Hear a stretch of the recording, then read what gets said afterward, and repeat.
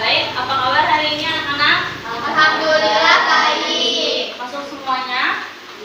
Tidak. Kita absen dulu ya. Ya. Nasya, Hadir. Lydia, Hadir. Olive, Hadir. Nadia, Hadir. Nisa, Tidak Bu, izin sakit. Panik, Hadir. Lilik, Zahra. Sakit. Sebelum kita memulai pembelajaran hari ini, Ibu ingin menanyakan tentang pembelajaran kemarin. Masih pada ingat nggak? Masih. Pembelajaran kemarin tentang apa? Jenazah. Jenazah. Ada berapa takbir dalam sholat jenazah? 4. 4 kali. Terus apa hukumnya mengurus jenazah? Fardu kifayah. Selanjutnya kita akan memulai pelajaran hari ini.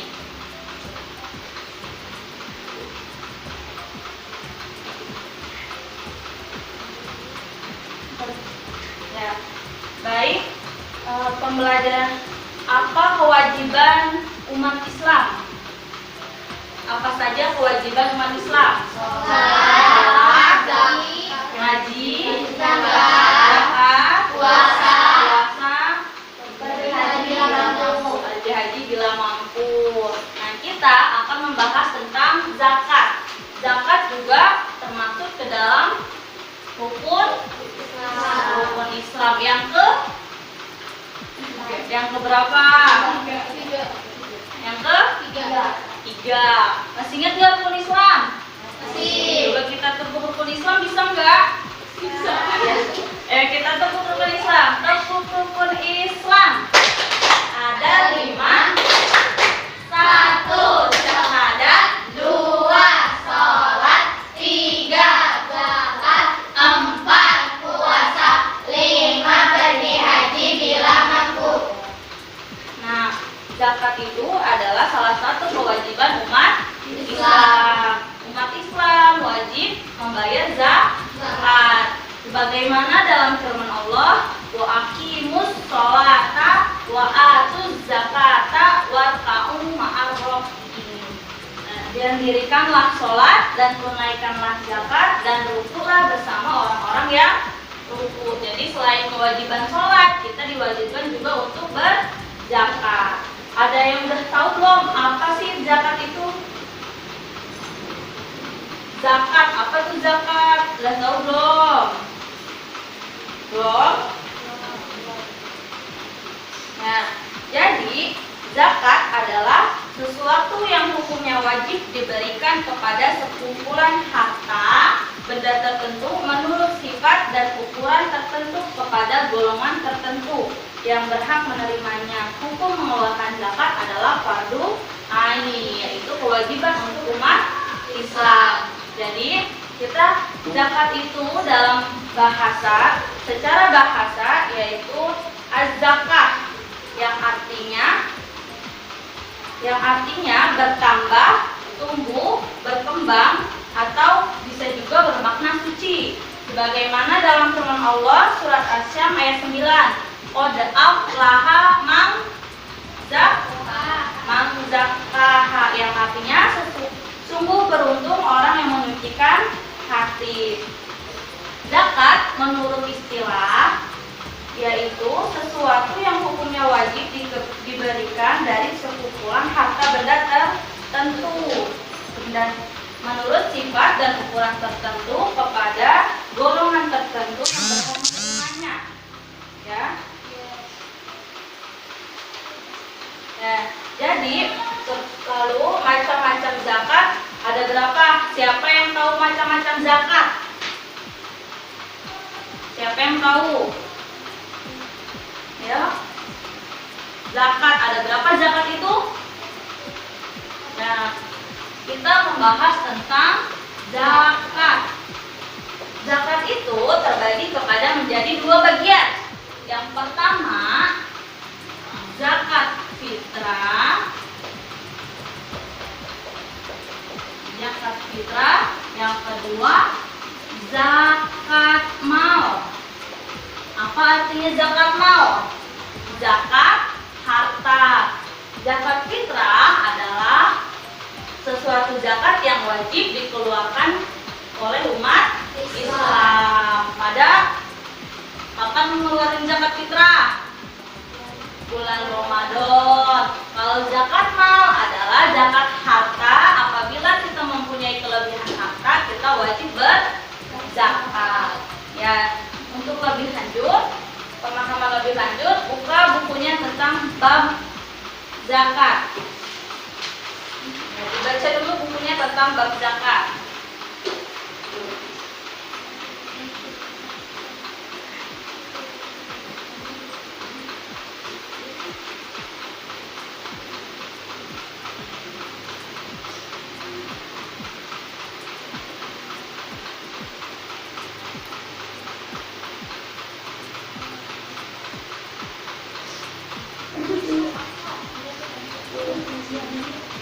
Sudah membacanya semuanya? Sudah. Ada yang ingin ditanyakan? Ada yang nggak ngerti dalam bacaannya? Ya, nisab. Nisab itu adalah batas minimal harta kekayaan yang wajib dikeluarkan zakatnya. Jadi kalau misalnya hartanya sudah melebihi nisabnya, pencapaian untuk berzakat, nah diwajibkan untuk berzakat. Kalau belum mencapai nisabnya, tidak diwajibkan untuk berzakat. Ada lagi?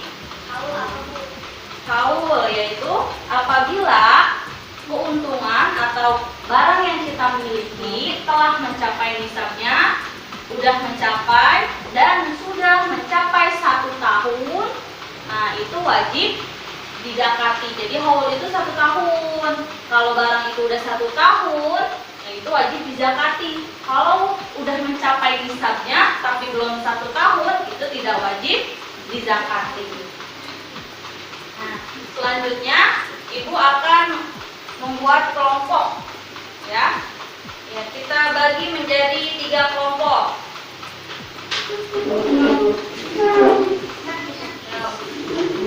Ya, Olin sama Nadia duduk ke sampingnya aja. Ya.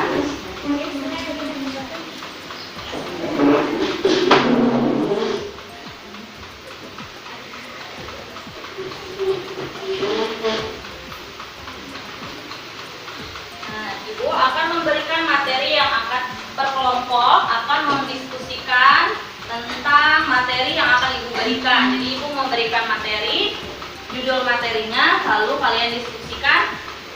Setelah itu dipresentasikan dan yang lain menanggapi. Oke. Kelompok pertama.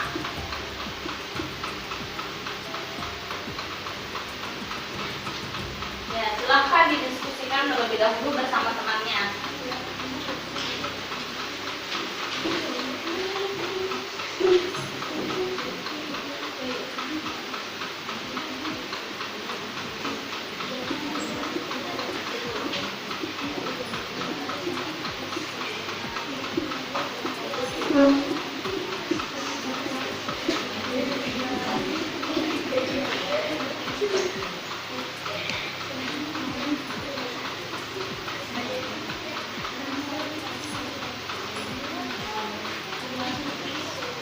Sudah siap semuanya?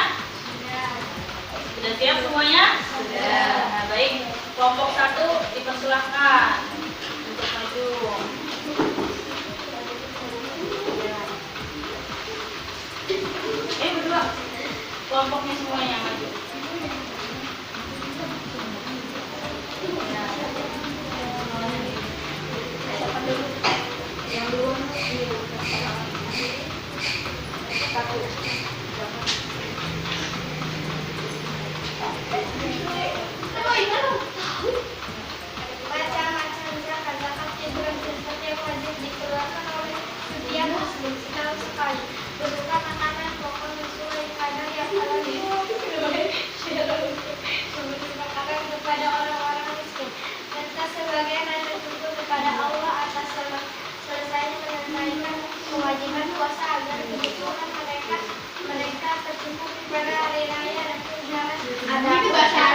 Syarat wajib zakat fitrah terdiri atas Islam bayi yang lahir sebelum terbenam matahari pada hari penghabisan bulan Ramadan, memiliki kelebihan harta dan keperluan makanan untuk dirinya sendiri dan untuk yang wajib dinafkahinya baik manusia ataupun binatang pada malam hari raya dan siang harinya. Sudah? Sudah. Ya. Teman-teman ada yang ingin menanggapi? Ya, silakan. Apa yang dimaksud lahir sebelum matahari tenggelam? Bayi yang lahir sebelum terbenam matahari pada hari penghabisan bulan Ramadan. Ya, jadi yang dimaksud yang lahir sebelum terbenamnya matahari itu apabila itu kan syarat wajib berzakat. Jadi apabila ada saudaranya atau ada mamahnya yang melahirkan, nah bayi itu lahir sebelum matahari terbenam pada bulan Ramadan. Sorenya hari terakhir, terus sorenya itu sebelum lahir, udah lahir sebelum matahari terbenam, itu sudah wajib dizakati, sudah wajib membayar zakat, walaupun dia baru lahir. Ya, ada yang menanggapi lagi? Sudah? Ya, silakan. Nah, jadi yang kelompok 1 tadi itu tentang macam-macam zakat. Nah, kelompok 1 menjelaskan tentang zakat fitrah. Zakat fitrah itu zakat yang wajib dikeluarkan pada saat bulan Ramadan.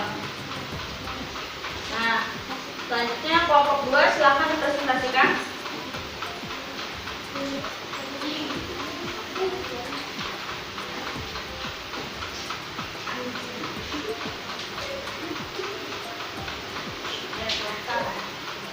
Zakat mal ialah segala sesuatu yang dimiliki atau dikuasai dan dapat dipergunakan.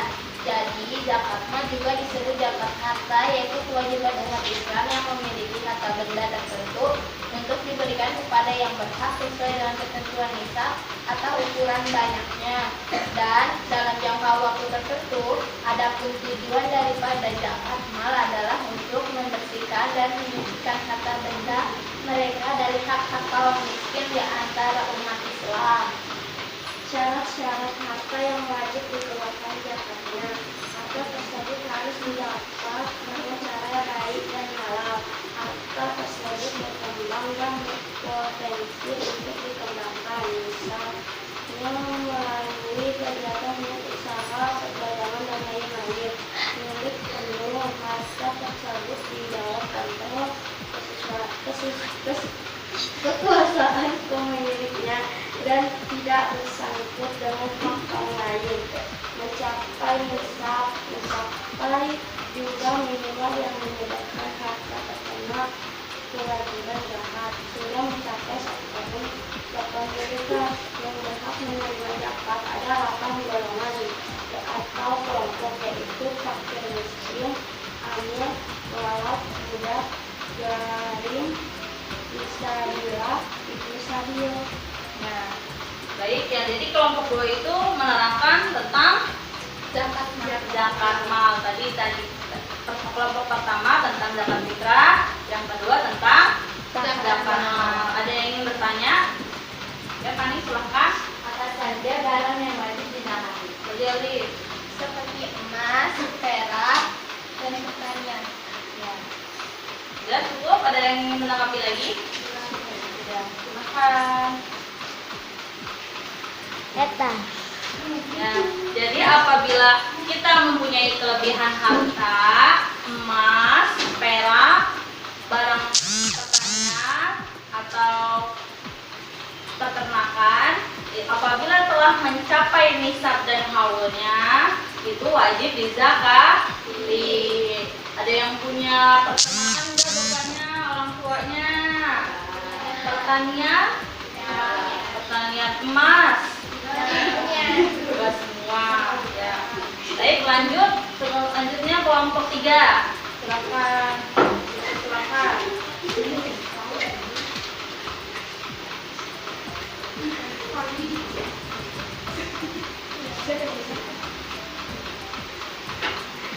Berdasarkan kualitas umat Islam Indonesia, pemerintah telah membuat peraturan mengenai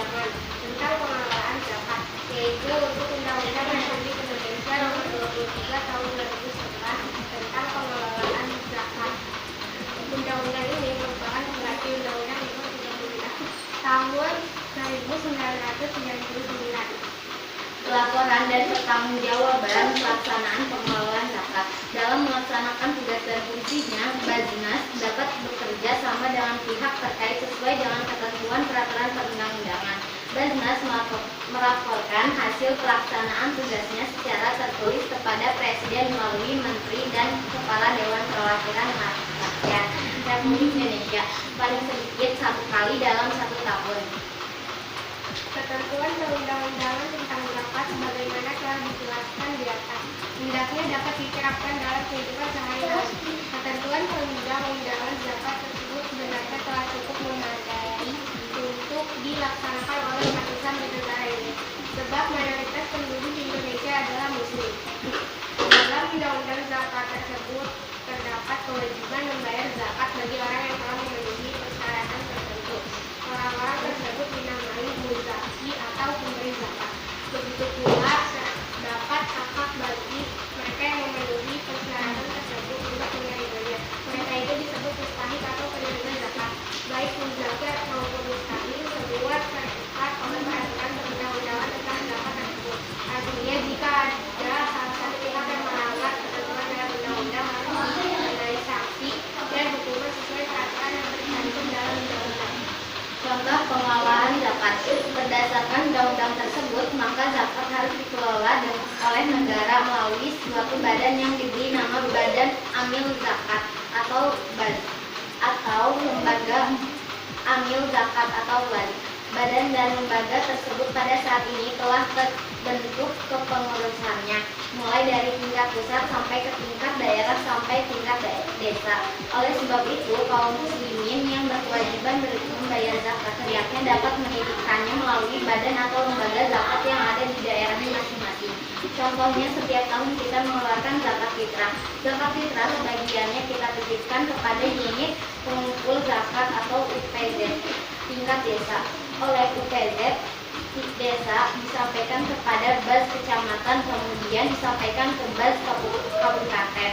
Oleh BAZ kabupaten, kemudian dana zakat tersebut didistribusikan kepada para mustahik yang sangat membutuhkan dana atau digunakan untuk kegiatan produktif yang sangat menyerap banyak tenaga kerja.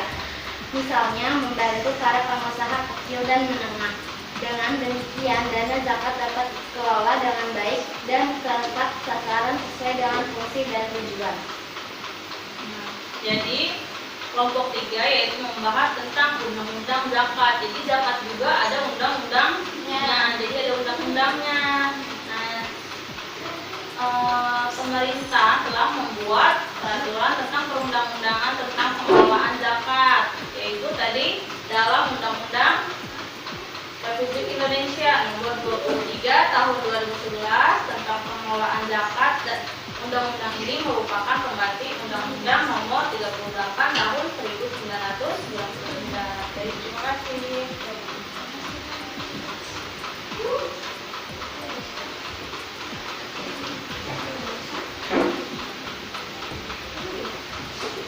Baik, selanjutnya kita akan mencoba memperhatikan perhitungan zakat. Ada yang udah bisa belum? Perhitungan zakat. Ya, coba lihat di bukunya bagian zakat mal yang tentang hisab dan haulnya zakat mal. Udah ada? Ya, baik, itu tulis lagi di sini ya. Jadi barang yang tadi wajib dizakati apa aja? Barang apa aja tadi barangnya? Emas, perak, terus binatang, dan pertanian.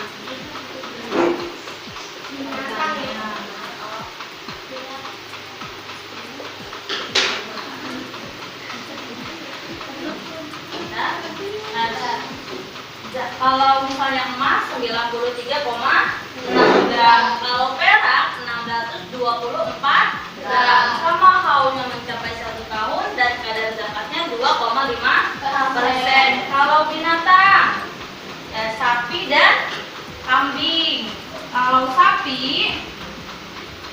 sapi telah mencapai 30 sampai 39 ekor.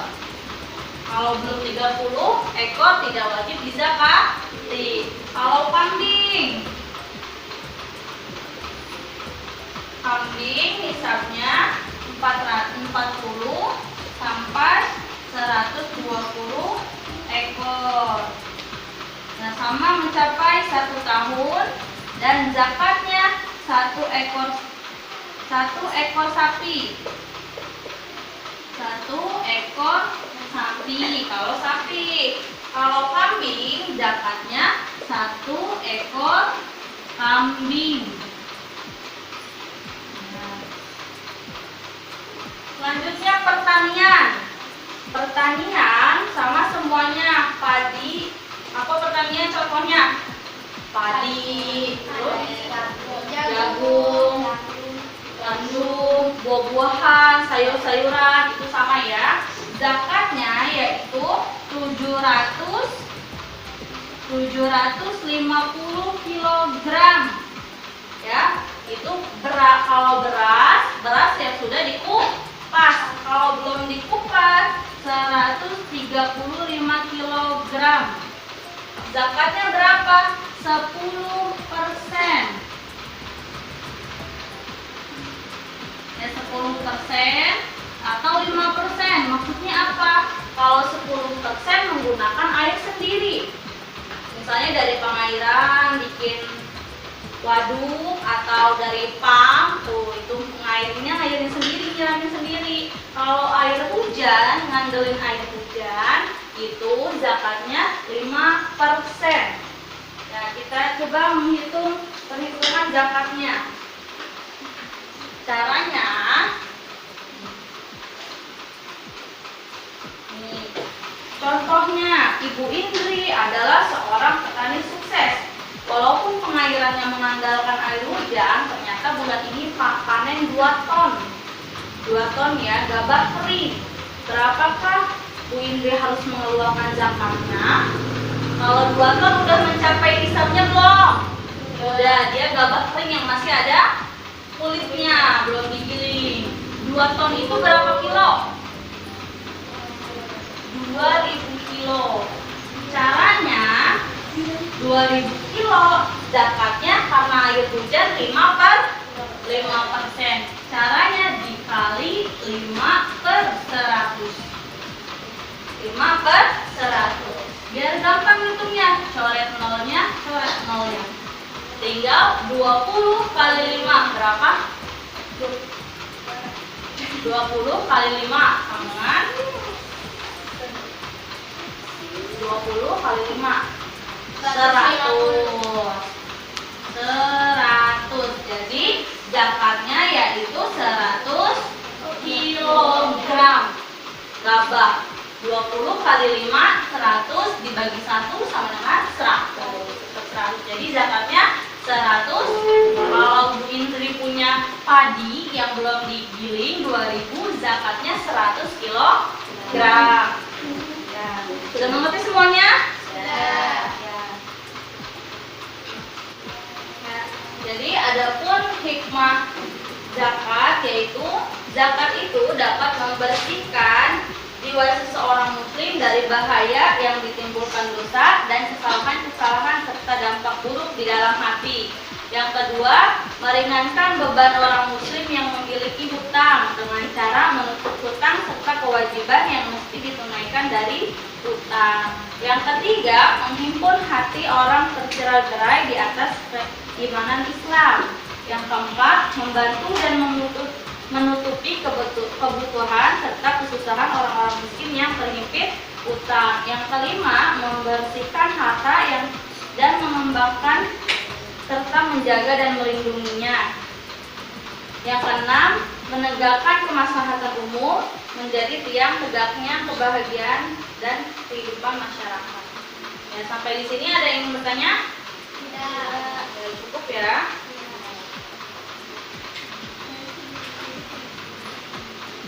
Ya, jadi untuk pertemuan selanjutnya silakan Ibu berikan kerja Ibu berikan latihan di belakang. Nih, pada halaman belakang bab zakat ya, untuk mengerjakan soal-soalnya di rumah ya. Dan untuk mencari pembahasan tentang kurban dan akikah untuk pertemuan minggu besok ya.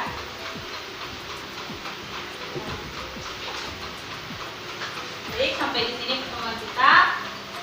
Kita akhiri. Alhamdulillah. Alhamdulillah. Ya, silakan dibereskan di rumah.